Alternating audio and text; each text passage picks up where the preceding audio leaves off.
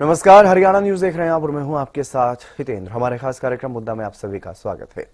मुद्दा में आज बात प्रदेश के आम बजट को लेकर के करेंगे। साल 2020 में प्री बजट बैठकों की परंपरा पूर्व सीएम मनोहर लाल ने शुरू की थी। इस परंपरा को आगे बढ़ा रहे हैं प्रदेश के मुख्यमंत्री नायब सैनी। प्री बजट बैठकें कर रहे हैं और अलग अलग वर्गों के प्रतिनिधियों के साथ मिलकर आगामी बजट को लेकर के सुझाव ले रहे हैं। और इतना ही नहीं, आम लोगों से भी ताकि सुझाव मिल सके, इसके लिए एक पोर्टल, AI बेस्ड जो पोर्टल है उसको भी लॉन्च किया गया है। तो कितना अहम रहेगा इस बार का बजट, इसी मुद्दे पर करेंगे चर्चा। उससे पहले एक रिपोर्ट आप देखिए।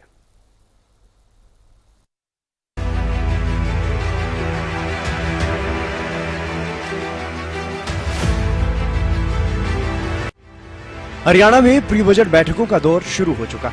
आगामी 2026-27 बजट की तैयारियां की जा रही हैं। लोगों से सुझाव लिए जा रहे हैं ताकि एक ऐसा बजट तैयार किया जा सके जो हर वर्ग के हित में हो और विशेष रूप से विकसित हरियाणा का जो संकल्प मुख्यमंत्री नायब सैनी ने लिया है उसकी मजबूत नींव रखी जा सके।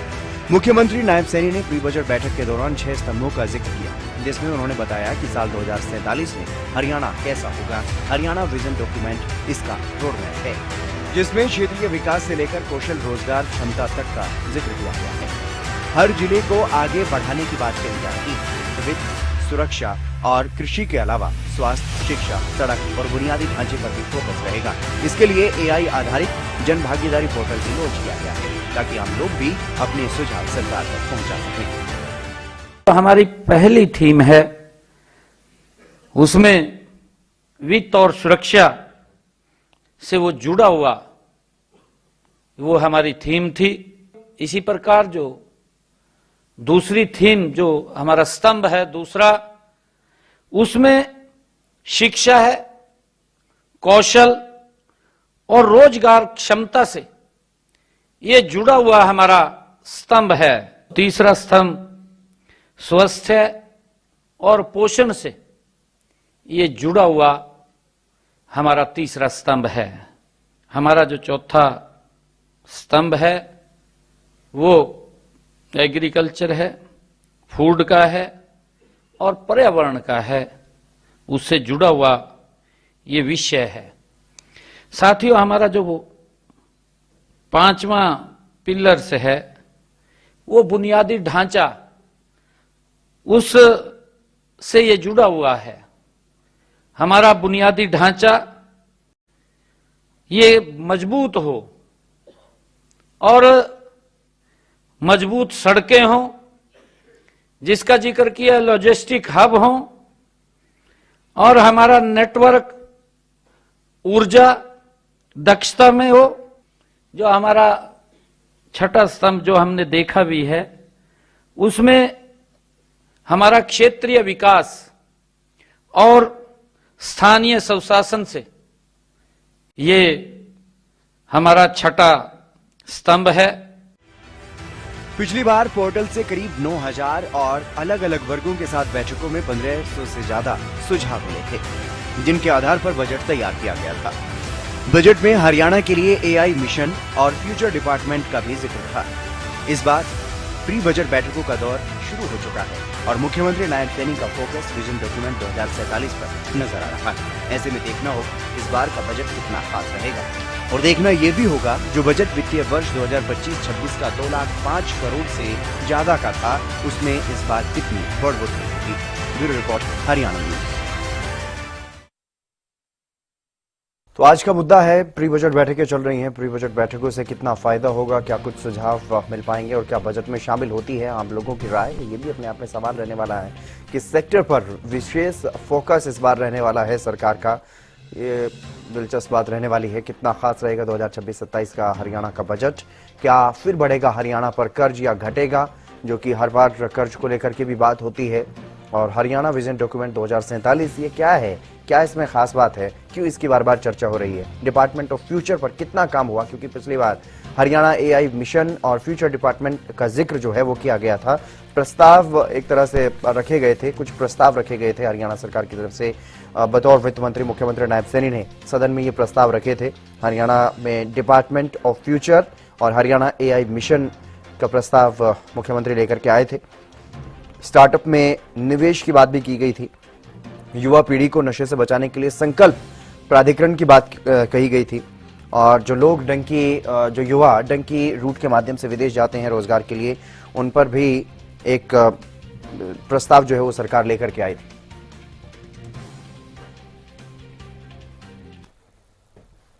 और इसी मुद्दे पर चर्चा करेंगे, हमारे साथ कुछ खास मेहमान भी जुड़ेंगे और वरिष्ठ पत्रकार राजेंद्र जादौन जी भी हमारे साथ जुड़ गए हैं। सर, आपका स्वागत है।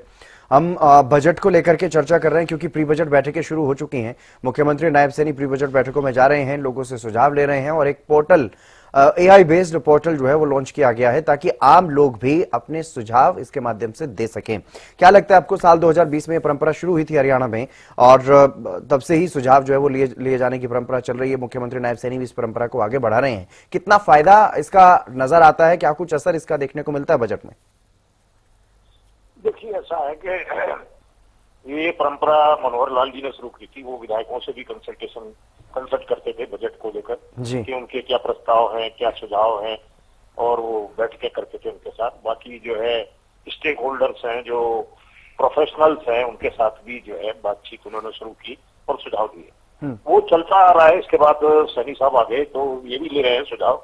वो परंपरा आगे बढ़ रही है। सवाल ये है कि सुझाव तो आ जाते हैं, लेकिन उनका समय पर धरातल पर आप कैसे उतारते हैं, आपकी मशीनरी किस तरीके से काम करती है, इस पर निर्भर करता है। सुझाव तो मिल जाएंगे। आपने पोर्टल खोल दिया, तमाम सुझाव आ जाएंगे। आप वो प्रोफेशनल के साथ बैठक कर रहे हैं तो वो भी अपने अपने सुझाव देंगे। अब आपको उनमें से चुनना है कि कौन सा सुझाव आपको ठीक लगता है, उपयोगी है या सारगर्भित है। जैसे बताया गया है कि पिछली बार सैनी साहब ने 43 सुझाव मिले थे उनको, उसमें से 15 उन्होंने बजट में शामिल किए। कौन कौन से शामिल किए थे वो तो एक अलग बात है, लेकिन 15 शामिल किए तो कुछ सार्थक हुआ है। सवाल ये है कि अब जैसे आपने AI मिशन की बात की, तो AI मिशन की क्या स्थिति? पिछले बजट में आया था कि गुरुग्राम और पंचकुला में AI मिशन खोले जाएंगे, तो क्या वो खुल गए? एक तो ये है। एक ये भी था कि स्टार्टअप के लिए फंड ऑफ फंड्स शुरू किया जाएगा, कोई 2000 करोड़ का। तो वो कहाँ है? क्या वो स्थापित हो गया? जब वो टाइम की बात की जाती है तो फिर वो उसका कोई माकूल जवाब भी नहीं मिलता कि भाई कब तक शुरू हो जाएगा। आमतौर पर ये होता है कि ठीक है, बस प्रपोजल आ गया है और करेंगे। कई चीजें ऐसी है जो लंबे समय से चली आती रहती है।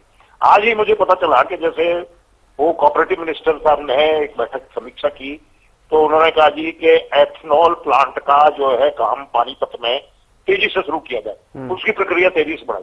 वो कई सालों से चल रहा है। एथनॉल का प्रोजेक्ट तो बहुत इंपॉर्टेंट है, क्योंकि उससे जो है कि ये जो गन्ना किसान है उसको अच्छा मूल्य मिलता है। एथनॉल जब बनाने में वो सब चीजें काम आती हैं गन्ने से संबंधित, तो वो ईंधन में भी काम आता है, फ्यूल में भी काम आता है एथनॉल, तो उसमें मिक्स भी किया जाता है। तो मेरा मतलब ये है कि सुझाव तो आपको मिल रहे हैं, आप प्रोसेस में चल रहे हैं, वो ठीक है और अच्छी बात है। सुझाव तो लेने ही होते हैं और सुझाव से जो है बजट में और ज्यादा मजबूती आ सकती है, आती है।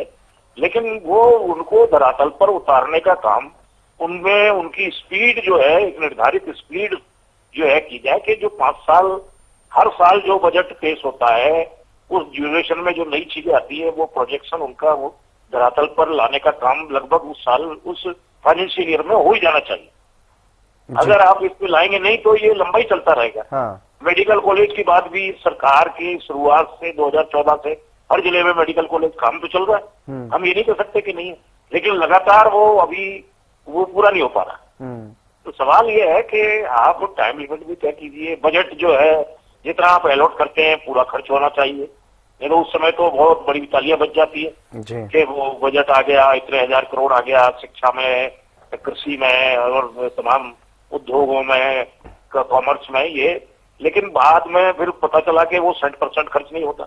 ये एक आम समस्या है, ये कोई हरियाणा की नहीं, सब जगह बजटिंग जिस तरह स्टेट्स में होता है वो 60% खर्च नहीं हो पाता।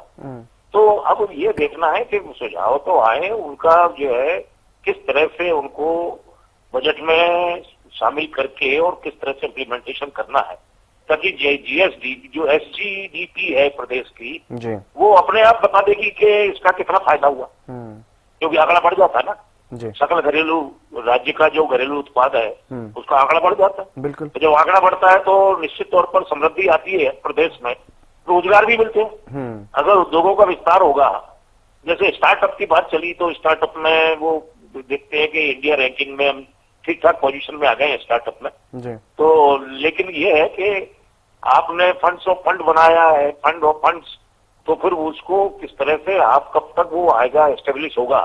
और जो नए स्टार्टअप लाने वाले लोग हैं, बात के ये नारा ये भी चलता है कि रोजगार मांगो मत रोजगार दो, जी। देने वाले बनो। तो चलो अच्छी बात है, तो अगर देने वाले बनते हैं तो और अच्छी बात है। लेकिन ये जो है ये स्टार्टअप वाले युवा है, जो नई जनरेशन है जो स्टार्टअप में आना चाहती है, उससे भी विचार विमर्श होना चाहिए। हाँ। ये उनके सामने क्या समस्याएं आती है, व्यवहारिक मार्केटिंग की भी है। कई बार ये होता है कि कोई भी स्टार्टअप जो है प्रोडक्शन तो कर लेगा, कोई भी वो मैन्युफैक्चरिंग कर लेगा, लेकिन उसकी प्रॉपर मार्केटिंग कैसे हो, क्या सरकारी सिस्टम उसको कुछ सपोर्ट कर सकता है, ये भी देखा जाए। तो बजट में बहुत सारी अपेक्षाएं होती है, और बजट ही जो है एक साल के लिए किसी भी राज्य का भविष्य निर्धारित करता है, और साल दर साल फिर ऐसे ही विकास की यात्रा बढ़ती है। फिर 2047 तक जो है विकसित भारत की स्थिति में पहुंचेंगे, और हम ग्रोथ इंजन भी बनेंगे, और वो हरियाणा ही पूरी तरह से खींचेगा। तो अब ये देखना है कि हरियाणा से बहुत अपेक्षा है, क्योंकि हम जो है देश की राजधानी दिल्ली के करीब भी बैठे हुए हैं, तो अपेक्षाएं भी है, और हम जुड़े हुए हैं किसी तरह से। और मार्केट जो है, जो हमारे पास गुरुग्राम जैसा मिलेनियम सिटी भी है, तो देखना है कि किस तरह से जो है इसको आगे बढ़ाया जाता है। तो विचार विमर्श तो खैर होना चाहिए, और सुझाव आते ही है, उसमें कई ऐसे भी आ जाते हैं जो बड़ा महत्वपूर्ण हो जाते हैं, उनके बड़े फायदे भी हो सकते हैं। तो देखना होगा कि कौन कौन से जो सुझाव हैं वो शामिल होंगे। लेकिन सुखबीर तंवर जी भी हमारे साथ जुड़ गए हैं कांग्रेस से। सुखबीर जी, किस तरह से देख रहे हैं प्री बजट बैठकें जो साल 2020 से परंपराएं शुरू हुई, उस परंपरा को मुख्यमंत्री नायब सैनी आगे बढ़ा रहे हैं, अलग अलग सेक्टर के लोगों से मिलना शुरू कर दिया है, बजट पर सुझाव लिए जा रहे हैं, आम लोगों से भी सुझाव के लिए AI बेस्ड जो पोर्टल है वो लॉन्च किया गया है। किस तरह से आप देख रहे हैं, क्या कुछ सुझावों को किस हद तक बजट में शामिल किया जाता है, कितना उसका असर देखने को मिलता है? देखिए, विगत के जिस तरह से आपने बताया 2020 से ये प्री बजट बैठक चल रही है जी, लेकिन भारतीय राष्ट्रीय कांग्रेस का अनुमान ये है कि प्री बजट बैठक दिखावे से ज्यादा कुछ नहीं है। विगत वर्ष 10,000 से ज्यादा सुझाव आए। क्या सरकार ने करीब 11,000 सुझाव जी, हम चलो 11,000 मान लेते हैं, हम तो उससे ज्यादा भी मान लेंगे जी जी, लेकिन जो आंकड़ा मुझे ज्ञात है पिछले वर्ष का करीब 10,000 या प्लस माइनस जो भी है, जो सुझाव आए, क्या सरकार ने कभी बताया कि हमने इनमें से कितने प्रतिशत सुझाव की अनुपालना की बजट में? निश्चित तौर पे आज भी वो एक बहुत बड़ा प्रश्न चिन्ह है। और बताया जा रहा है कि आगामी बजट 2047 की नींव रखेगा। देखिए, सुनने में कुछ एक बातें बड़ी अच्छी लगती है, लेकिन आपके माध्यम से पूछना ये चाहता हूं कि क्या 2025-26 का जो विगत बजट था, उस बजट से जो तथाकथित 2047 के नींव का ये बताने का प्रयास करते हैं, क्या एक भी पत्थर डाला गया? और AI की जो बात कर रहे हैं, जैसे विगत बजट में भी बात हुई थी गुड़गांव पंचकुला जी, हरियाणा प्रदेश में कितने लोग डिजिटल साक्षर हैं और कितने लोग AI का प्रयोग करते हैं? मेरा अपना व्यक्तिगत अनुमान है कि ये संख्या 1% से भी 1% से ज्यादा नहीं है किसी भी सूरत में। भारतीय जनता पार्टी की केंद्र सरकार और प्रदेश सरकारों ने ये मान लिया है कि जो लोग व्हाट्सएप और फेसबुक यूनिवर्सिटी का झूठा ज्ञान ले रहे हैं और दे रहे हैं, वो डिजिटल साक्षर है और उनको AI का पूर्ण ज्ञान है। ये इस अवधारणा पर चल रहे हैं, जो कि एक मिथक और मिथ्या विषय के अलावा कुछ भी नहीं है। इसके अलावा जानना यह भी चाहता हूं, हरियाणा प्रदेश के हित में, विगत वर्ष जो 2.05 लाख करोड़ का बजट था, उससे इस जो अभी वर्तमान वित्त वर्ष चल रहा है उसमें क्या बदला? क्या बेरोजगारी कम हुई, जो अभी भी निरंतर CMI के आंकड़ों के मुताबिक हरियाणा प्रदेश नंबर 1 बना हुआ है, और नौकरियां संविदा पर और अस्थायी नौकरियां निरंतर जारी है, और उसमें किस प्रकार से युवा वर्ग का शोषण हो रहा है वो मेरे कहने का विषय नहीं है।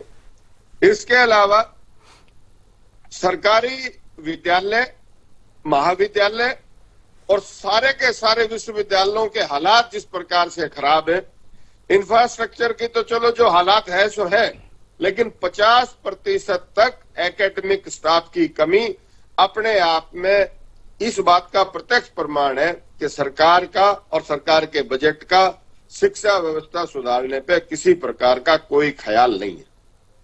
अगर हम बात करें स्वास्थ्य की, सरकारी अस्पतालों के हालात पूरे प्रदेश में अपने आप में इतने खराब हैं, और गुड़गांव जहां आप बैठे हैं, आपसे कुछ ही 100 मीटर की दूरी पे जिस तरह से सरकारी अस्पताल को विगत के 10 वर्ष में तोड़ के आज पार्किंग के बतौर यूज हो रहा है, वो अपने आप में संपूर्ण प्रदेश की स्वास्थ्य व्यवस्था का आईना है। समस्त प्रदेश में बिल्डिंग और इंफ्रास्ट्रक्चर की भारी कमी है, डॉक्टर्स नहीं है, पैरामेडिकल स्टाफ 50% के आसपास कमी है, उपकरणों की कमी है, और अगर गलती से कहीं कोई उपकरण आ गया तो वहां फिर उस उपकरण को प्रयोग करने वाले टेक्नीशियन और डॉक्टर नहीं है। ये इस प्रकार के विषय हरियाणा प्रदेश निरंतर झेल रहा है। इसके अलावा अगर हम बात करें प्रदेश में सड़कों की, देखिए प्रदेश में सभी आंतरिक सड़कें और जो राज्य के सड़कें हैं, स्टेट हाईवेज, उनकी जर्जर अवस्था है। अपने आप में अगर हम बात करें गुड़गांव में, ये बिलासपुर का जो चौराहा पड़ता है, जो मेन स्टेट हाईवे है, चलो वो NHAI ने जो कमी करी उस वक्त वो तो करी, वो राजनीति कांड रहे या क्या रहे, मैं उन पे नहीं जाना चाहता, लेकिन विगत के 12 वर्षों से जिस प्रकार से वहां पे निरंतर एक्सीडेंट हो रहे हैं, पानी भरा हुआ है और निरंतर जाम रहता है, ये स्टेट हाईवेज के समस्त प्रदेश के हालात इस प्रकार के हैं। और क्षेत्रीय असंतुलन आज चरम पे है। हम विरोधी नहीं है बजट के, लेकिन हमारी कोशिश ये है कि सरकार बजट पर अपनी स्वयं की जवाबदेही तय करे। आखिर अब 12 साल होने वाले हैं, अब इनके पास किसी प्रकार का कोई बहाना नहीं है। ठीक है। और जिस तरह से कर्ज लेके विगत के बजट में घी पिया जा रहा है, वो आपको भी पता है, उसके आंकड़े भी आपको पता है, और प्रदेश को निरंतर हर जो भी प्रदेश में बच्चा जन्म ले रहा है वो अपने सर पे कर्ज लेकर पैदा हो रहा है। इससे दुर्भाग्यपूर्ण परिस्थिति इस प्रदेश के लिए नहीं हो सकती। शमशेर खरक जी, किस तरह से देखा जाए, क्योंकि प्री बजट बैठकें पिछले कई सालों से चल रही हैं, उसी को मुख्यमंत्री नायब सैनी भी आगे बढ़ा रहे हैं, प्री बजट बैठक कर रहे हैं। पिछली बार जिस तरह से जानकारी भी दी, मुख्यमंत्री ने भी खुद जानकारी दी थी कि करीब 11,000 सुझाव मिले थे, उसमें से कितने माने गए, कितनों पर विचार किया गया, और ये भी अपने आप में एक बड़ा सवाल है, उसके बारे में भी कोई जानकारी सामने नहीं आती है कि कितने फीसदी लोगों के सुझाव जो है वो माने गए हैं और क्या कुछ उस पर काम हुआ है, कितना उसके हिसाब से लोगों को फायदा मिला है। और दूसरा, जो अब प्री बजट बैठकें चल रही हैं, प्री बजट बैठकों को लेकर के किस तरह से देख रही है भारतीय जनता पार्टी की सरकार, क्या कुछ खास इस बार रहने वाला है?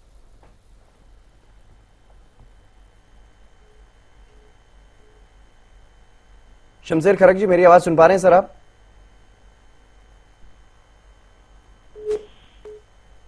शायद मेरी आवाज उन तक नहीं पहुंच रही है, मैं फिर से उनसे जुड़ने की कोशिश करूंगा, लेकिन वरिष्ठ पत्रकार हमारे साथ लगातार बने हुए हैं।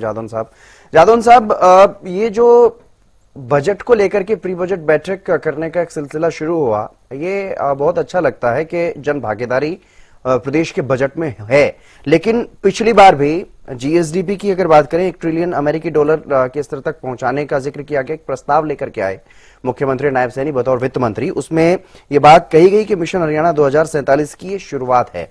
तो उस पर आप क्या देख रहे हैं कि पहले मिशन हरियाणा 2047 और इस बार हरियाणा विजन डॉक्यूमेंट 2047, इसमें क्या कुछ आप बदलाव देख रहे हैं, कितनी प्रोग्रेस आपको नजर आ रही?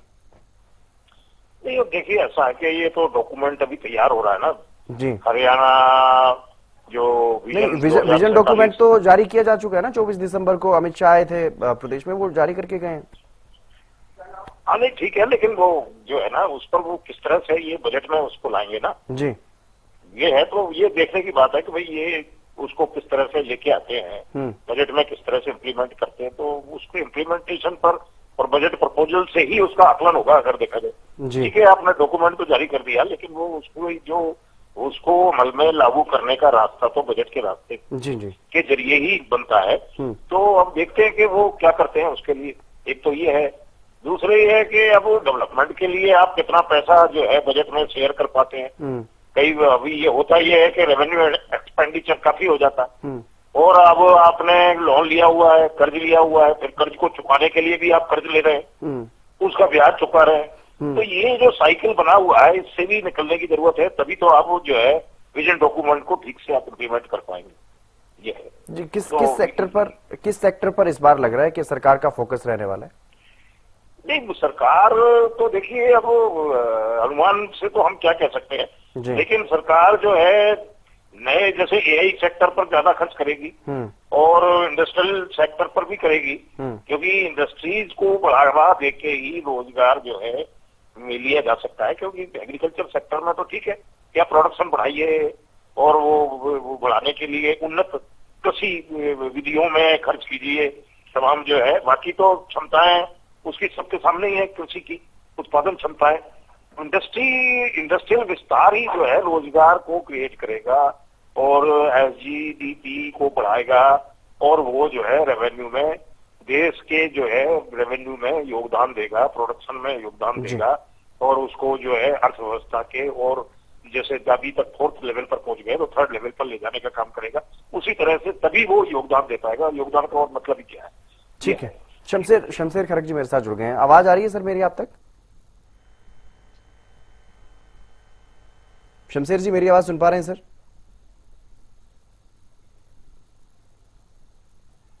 शायद फिर से कोई तकनीकी कमी है, उन तक मेरी आवाज नहीं पहुंच पा रही है। लेकिन अगर देखा जाए सुखबीर जी, जो पिछली बार बात की गई मिशन हरियाणा 2047 और इस बार हरियाणा विजन डॉक्यूमेंट 2047, इन दो शब्दों का इस्तेमाल पिछली बार में जो इस्तेमाल किया गया और इस बार जो हरियाणा विजन डॉक्यूमेंट 2047 की बातें की जा रही हैं, मजबूत नींव रखने की बात की जा रही है ताकि 2047 तक हरियाणा भी विकसित हो। जब देश विकसित होगा तो तब तक हरियाणा की क्या कुछ स्थिति होगी, उसको लेकर के 6 स्तंभ जो है वो मुख्यमंत्री बताते हुए नजर आए हैं कि वित्त और सुरक्षा, शिक्षा, कौशल एवं रोजगार क्षमता, स्वास्थ्य और पोषण, कृषि, खाद्य और पर्यावरण, मजबूत सड़क बुनियादी ढांचे पर केंद्रित होगा, और क्षेत्रीय विकास को लेकर के जो आप भी बात कर रहे थे कि क्षेत्रीय जो स्थान है अलग अलग का, उसका संतुलन, उस पर भी फोकस रहेगा ताकि सारे जो जिले हैं वो भी विकसित हों और पूरा प्रदेश विकसित हो। उसको लेकर के भी बात करते हुए मुख्यमंत्री नजर आ रहे हैं। लेकिन धरातल पर इसको लेकर के कितना काम चल रहा है, पिछले बजट के आधार पर अगर देखा जाए तो जो बातें कही गई उनमें कितना काम जो है वहां पर दिखाई दे रहा है ताकि इन बातों में कुछ सच्चाई दिखे, इन बातों में कुछ ऐसी मजबूती दिखे कि भाई हाँ 2047 तक हरियाणा विकसित होने के राह पर आगे बढ़ रहा है। देखिए, जिस प्रकार से 2047 के दिव्य स्वप्न दिखाए जा रहे हैं केंद्र और प्रदेश के द्वारा जी, ये निश्चित तौर पर हरियाणा प्रदेश की जनता और राष्ट्र की जनता के साथ धोखा है। आज विषय ये है कि आज हम 2026 में सिस्टम को 2026 के हिसाब से सुधारने के लिए क्या कर रहे हैं। आज हम 20 साल बाद की बात कर रहे हैं। मेरा अपना व्यक्तिगत विषय ये है कि जो प्रथम वक्तव्य में मैंने बात करी और जो सवाल आपने उठाए मैं उन सब के जवाब दे चुका हूं, और जो आपने और भी इस अपने प्रश्न में सवाल जोड़े हैं, इन सभी विषयों पे प्रदेश की सरकार का जो कार्य योजना है वो सुनने बटे सन्नाटा है। उसकी धरातल पर किसी प्रकार की कोई अनुपालना नहीं है। पूरे साल में जिस प्रकार से प्रदेश की सरकार ने 24 फसलों की एमएसपी पर झूठी वाई लूटने का प्रयास किया। सर्वप्रथम तो विषय ये है कि जिन 24 फसलों का दावा सरकार करती है उनमें से कई ऐसी फसलें हैं जो या तो प्रदेश में होती नहीं है, और होती है तो वो बहुत कम उनका उत्पादन है।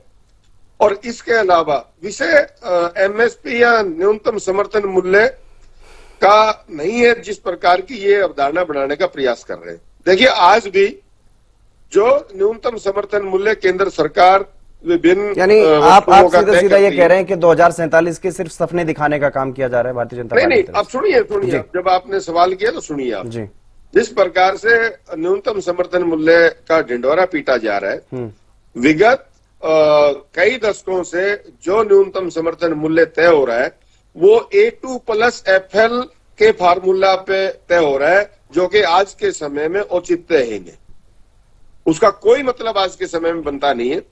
विषय ये है कि जिस प्रकार से इस राष्ट्र के किसान की दशा को सुधारने के लिए स्वामीनाथन कमेटी की जो रिपोर्ट थी और उन्होंने जो फार्मूला दिया था C2 + 50%, उसका क्या हुआ? जिस प्रकार से माननीय नरेंद्र मोदी जी ने हरियाणा प्रदेश में 2013 में जब ये प्रधानमंत्री मनोनीत हुए थे, उस वक्त हरियाणा की धरती पर वायदा किया था कि हम पहली कलम से दिल्ली की गद्दी पे बैठते ही स्वामीनाथन कमेटी की C2 + 50 की सिफारिश को पूरा करेंगे। लेकिन आज दुर्भाग्यपूर्ण स्थिति है प्रदेश और राष्ट्र के लिए कि उस विषय पे वो कलम या तो कहीं टूट गई या पूंजीपतियों को गिरवी कर दी गई। इसके अलावा वायदा ये भी हुआ 2016 में कि 2022 तक हम किसान की आय दुगनी कर देंगे। आज 2025 समाप्त होकर 2026 आ चुका है। जिस प्रकार के सपने 2013-14 में भारतीय जनता पार्टी ने दिखाए और विगत के 12 वर्षों में उनकी कितनी अनुपालना हुई, निश्चित तौर पे ये उसी तरह पे 2047 के सपने दिखा के ठीक है 2026 के विषयों पे भी विफल है। शमशेर जी, मेरी आवाज अब मिल पा रही है सर आपको? आवाज मिल पा रही है जी शमशेर जी, तमाम सवाल हैं बजट को लेकर के, प्री बजट बैठकें आप लोग कर रहे हैं, क्या समझा जाए, कितनी उम्मीदें इस बार के बजट से प्रदेश की जनता को? आप क्या कुछ आकांक्षाओं पर खरा उतरने वाला है बजट? देखो, भारतीय जनता पार्टी का सबसे पहले यही है, नारा है सबका साथ सबका विकास जी, और हम सबको सहयोग के और सबके प्रयास से और सबके विकास की बात करते हैं। उसके लिए मैं इतना ही कहना चाहता हूँ, माननीय मुख्यमंत्री जी और चाहे माननीय मनोहर लाल जी भी मुख्यमंत्री थे तब, तो हमें जनता से पूछ के आगे बढ़ते हैं, जनता के सहयोग से आगे बढ़ते हैं, जनता के भलाई के लिए कार्य करके आगे बढ़ते हैं, जनता का पैसा जनता के लिए ही लगाएं, इसके लिए हम कार्य करते हैं। और बजट भी उसी को ध्यान में रखते हुए माननीय मुख्यमंत्री जी जो वित्त मंत्री भी हैं, तो उन्होंने इस सारा खाका तैयार करने के लिए जनता के बीच में अपनी बात रखी है कि जो सुझाव आएंगे उन पर विचार किया जाएगा और जनता के हिसाब से ही बजट बनेगा, जिससे जनता का भला हो, समाज के अंतिम वंचित व्यक्ति को इसका लाभ मिले और जो योजनाएं हैं सरकार की वो आम आदमी तक पहुंचे। इसके लिए माननीय मुख्यमंत्री जी इस प्रयास में लगे हुए हैं और हम हर बारी जनता के बीच में जाके जनता से के सहयोग से और जनता के सलाह से ही बजट तैयार करते हैं। और दूसरी पार्टियां जो आज बड़ी बड़ी बातें करती हैं, अनाप शनाप बातें करती हैं, उन्होंने अपने गिरेबान में जाके देखना चाहिए कि जिस टाइम वो सरकार में होती थी, उस टाइम जब बजट पेश किया जाता था तभी जनता को पता चलता था कि किस क्षेत्र में सरकार क्या काम करने जा रही है।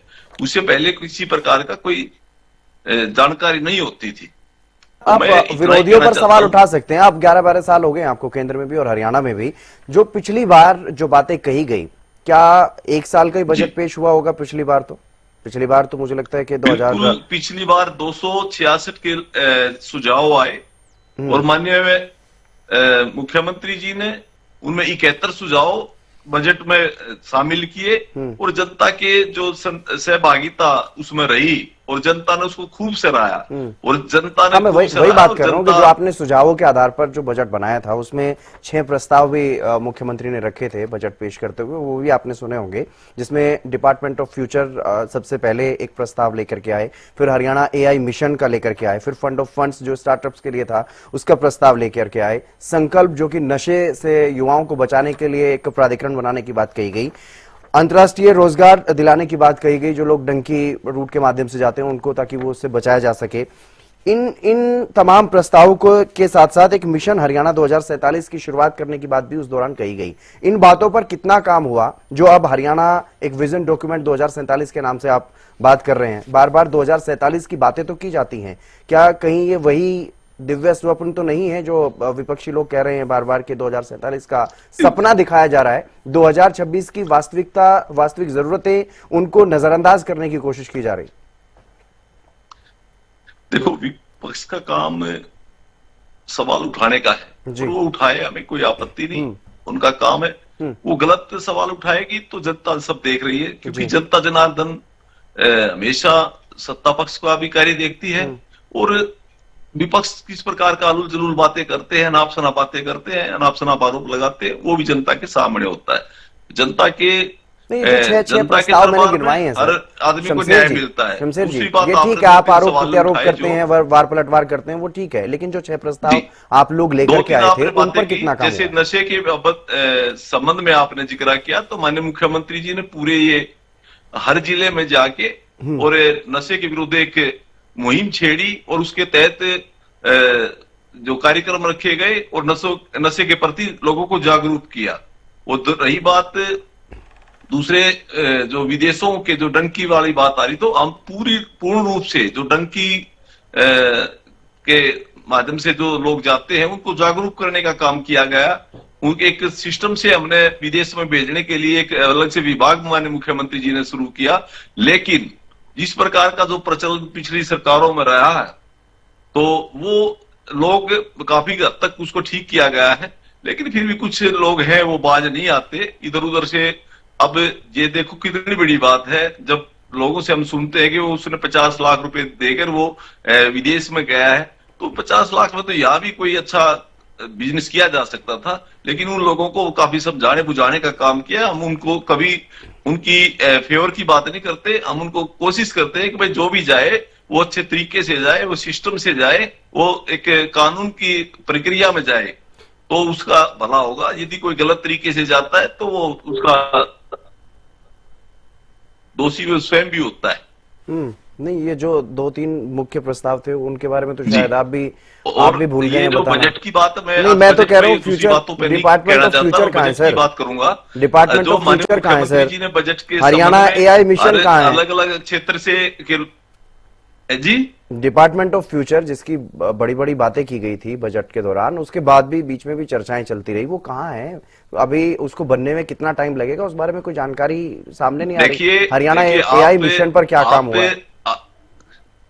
आप इस बात को बिल्कुल बारीकी से और गंभीरता से जब सोचेंगे, तो हर विषय जो भी माननीय मुख्यमंत्री जी ने, हमने चाहे चुनाव के संकल्प पत्र में कही हो या बजट में कही हो, उसमें काम हो रहा है। किसी में काम ज्यादा स्पीड से और किसी थोड़ा सा कम भी हुआ होगा, लेकिन हर क्षेत्र को हम ध्यान में रखते हुए और हरियाणा की सरकार हर जनमानस के ध्यान में रखते हुए उसको बखूबी कार्य करते हुए आगे बढ़ने का काम करती है। और हर समाज के अंतिम वंचित व्यक्ति का और हर जरूरतमंद व्यक्ति का बिल्कुल ख्याल रखा जाता है।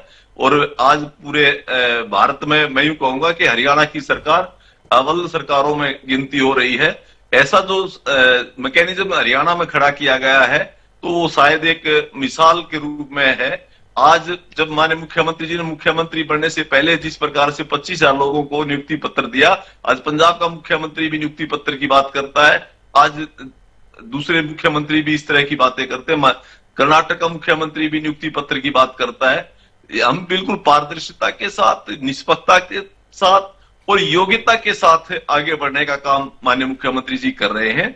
और इसमें सरकार पूर्ण रूप से एक मजबूती के साथ हर क्षेत्र में काम करने का जो काम कर रही है, और उसी को ध्यान में रखते हुए हम बजट में हर क्षेत्र के लोगों से सलाह मशवरा करके आगे जादौन साहब, बार बार जब मुख्यमंत्री ये कहते हैं कि ट्रिपल इंजन की सरकार है, डबल इंजन की सरकार है, 3 गुना गति से हम लोग काम कर रहे हैं, तो क्या लगता है, क्योंकि पिछली बार जब बजट पेश किया जा रहा था तब कहा गया था कि इस वित्त वर्ष में 90 जो संकल्प हैं 217 में से उनको पूरा कर दिया जाएगा, लेकिन पिछले दिनों मुख्यमंत्री जब अविश्वास प्रस्ताव पर भी चर्चा हो रही थी तो 54 की बात कहते हुए नजर आए कि 54 वादे हमने पूरे कर दिए हैं। जिस रफ्तार से काम चल रहा है, 90 वादों की पूरे करने की बात, 90 वादों पर काम करने की बात कही गई बजट सत्र में, और इस साल के अंत तक 54 पर अभी मुख्यमंत्री कह रहे हैं कि 54 हमने कर दिए हैं पूरे। तो क्या लगता है बजट सत्र आने तक 90 वादे पूरे हो जाएंगे?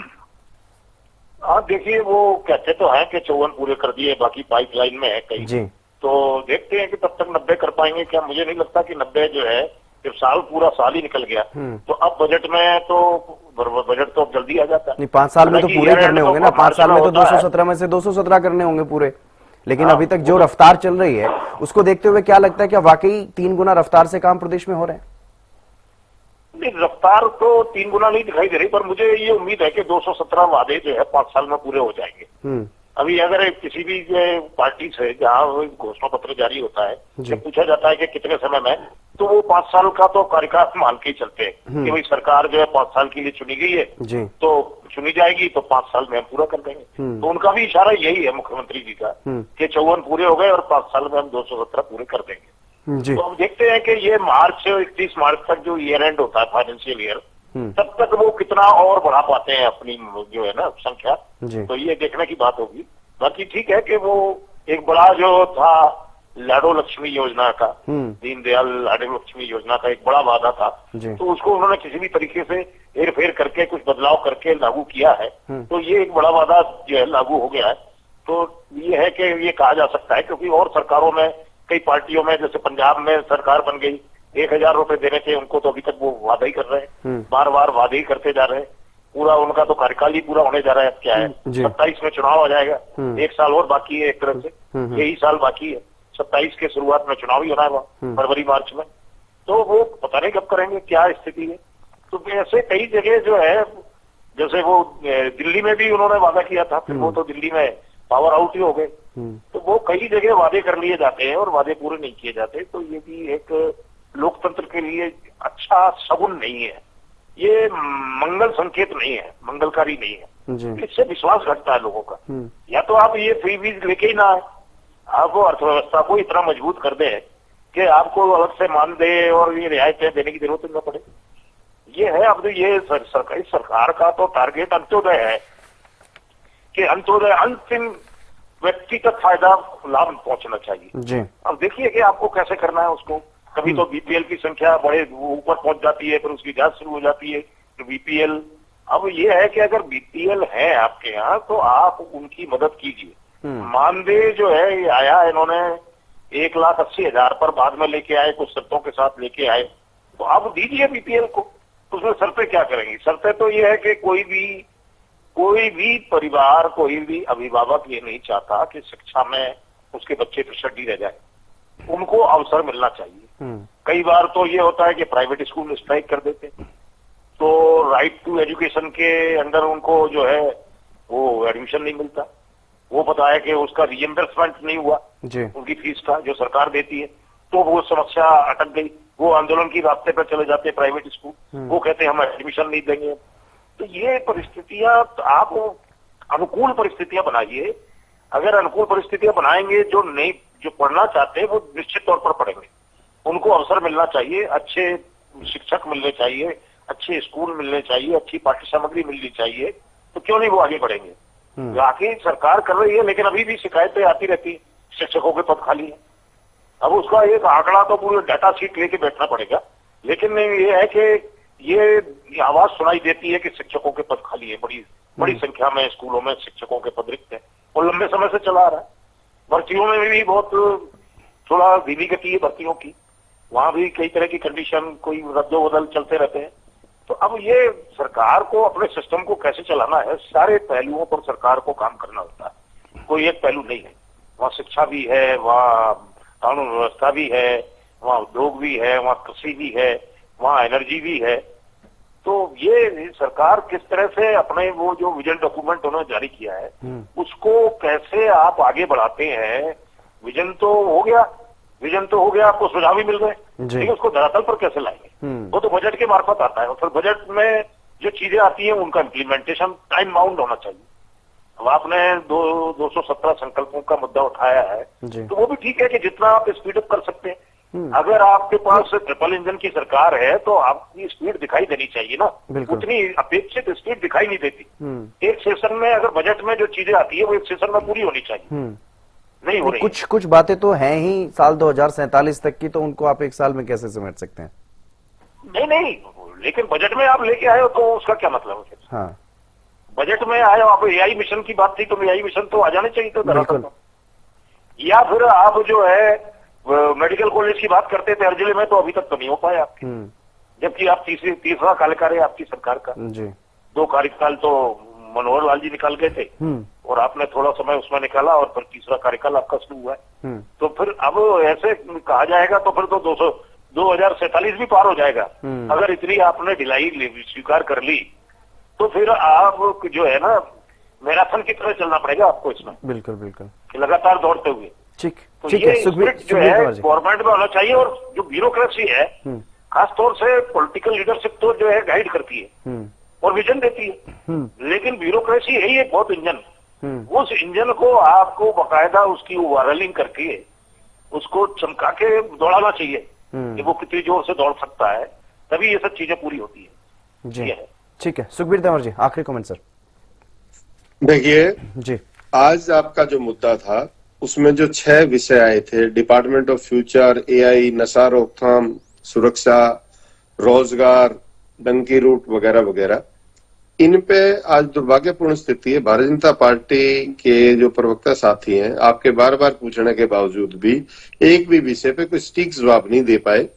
और इसके अलावा राजेंद्र जादौन जी से अपेक्षा थी कि राजेंद्र जादौन जी कुछ बेहतर नहीं सभी विषयों पे कहेंगे, लेकिन कहीं ना कहीं राजेंद्र जादौन जी ने कुछ प्रयास किया, लेकिन सही दिशा नहीं दे पाए कि सरकार को क्या क्या करना चाहिए। आपको खुश करने के लिए तो जवाब देने से नहीं, सर, जो उनकी भूमिका है वो अपनी भूमिका वो निभा रहे हैं। नहीं, मुझे कुछ नहीं होना राजेंद्र जी से। विषय ये है कि जो सवाल आपके थे उसके हिसाब से सिलसिलेवार जवाब की एक अपेक्षा थी। मुझे इनसे खुशी नहीं चाहिए। मैं तो जो उनकी भूमिका के बारे में बात करूं, बड़ा अच्छा लगता कि अपने ज्ञान के अनुसार अगर 6 बिंदुओं में बात करते। इसके अलावा देखिए, मैं पुनः ये कहूंगा कि जिस प्रकार से 2083 से देश को बहकाया बुगलाया जा रहा है, जैसे 15-15 लाख का दिव्य स्वप्न दिखाया गया, जो 2 करोड़ रोजगार प्रति वर्ष का सपना इस राष्ट्र के युवाओं को दिखाया गया। पिछले विधानसभा के चुनाव से पहले जो 2 लाख रोजगार, स्थायी रोजगार का हरियाणा के युवाओं को सपना दिखाया गया, उस प्रकार से जो आप 2025-26 का जो बजट था उसमें अनेक वायदे और सपने दिखाए गए, और अब पुनः 2047 को डेडलाइन बनाकर जो विषय प्रस्तुत किए जा रहे हैं, जिस तरह से अन्य विषयों पे ये विफल रहे हैं। जैसे 2016 में कहा गया था किसान की आमदनी 2022 में दुगनी कर देंगे, आज सुनने बैठे सन्नाटा है। 100 स्मार्ट सिटी की देश में बात हुई थी, 2 हरियाणा के थे, कहाँ है स्मार्ट सिटी, कोई पूछे तो इनसे। इसके अलावा लाडो लक्ष्मी योजना का भी जो इन्होंने इतना प्रचार प्रसार किया और कहीं ना कहीं चुनावी जीत में एक महत्वपूर्ण भूमिका उसकी रही, और उसमें कितने प्रतिबंध लगा के कितने लोगों को दिए, ये बहुत ऐसे विषय हैं। इसके अलावा मैं पुनः कहूंगा कि भारतीय जनता पार्टी की प्रदेश सरकार तीसरे टर्म में भी इस प्रदेश के साथ धोखा कर रही है और निरंतर कर्ज लेके घी पीने की कहावत को चरितार्थ कर रही है। और मैं 2 लाइन आदम गोडवी साहब की बोल के अपनी वाणी को विराम दूंगा। तुम्हारी फाइलों में गांव का मौसम गुलाबी है, मगर ये आंकड़े झूठे हैं और दावा किताबी है। उधर जमहूरियत के ढोल पीटे जा रहे हैं, इधर पर्वत के पीछे है बर्बरियत नवाबी। लगी है होड़ सी देखो अमीरी और गरीबी में, ये पूंजीवाद के ढांचे की बुनियादी खराबी है। तुम्हारी मेज चांदी की, तुम्हारे जाम सोने के, यहाँ जुम्मन के घर में आज भी फूटी रकाबी इस सरकार के 12 वर्ष के करीब के कार्यकाल में पूर्णतः चरितार्थ होता है। ठीक है सुखबीर जी, बहुत शुक्रिया। शमशेर जी आपका भी शुक्रिया, और राजेंद्र जादव जी हमारे साथ जुड़े वरिष्ठ पत्रकार, आपका भी बहुत बहुत शुक्रिया। तो प्री बजट बैठकें चल रही हैं, बजट में देखना होगा क्या कुछ असर इन प्री बजट बैठकों का दिखेगा, कितने सुझाव इसमें शामिल होंगे और कितना खास इस बार का बजट जो है वो रहने वाला है, ये देखना दिलचस्प रहने वाला है। फिलहाल इस चर्चा में बस इतना ही। आप देखते रहिए हरियाणा न्यूज।